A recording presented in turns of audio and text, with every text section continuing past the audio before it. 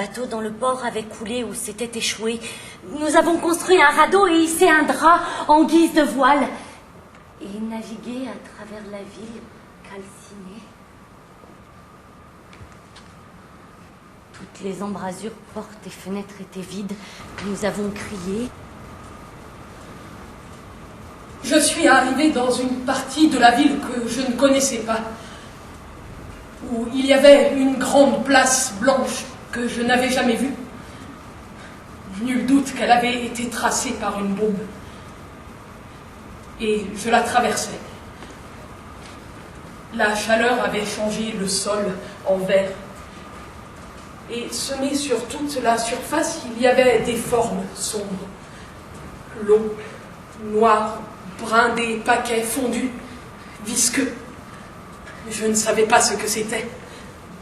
Brun, rayé de rouge et de jaune. Je crus que c'étaient des étrons de géants. L'explication la plus simple était qu'un géant avait traversé la place et fié dessus. Et comme il y avait des os dans les étrons, je vis que c'étaient des corps. Et donc, je leur ai dit de mourir. Mourir, mourir. J'ai traversé la place en disant mourir.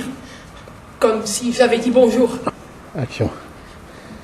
Comme si j'avais dit bonjour. Parce que c'était ce que j'avais entendu dire par d'autres. En fait, c'était devenu une façon de se saluer dans cette ville. Dit de mourir à tout ce que j'ai vu.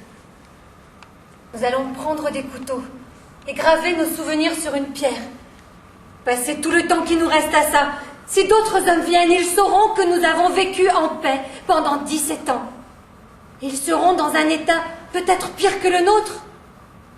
Et nous devrons les informer que cet endroit est peut-être contaminé. Même les boîtes de conserve, nous les avons appelées les fruits du paradis. Fermons la maison et brûlons-la.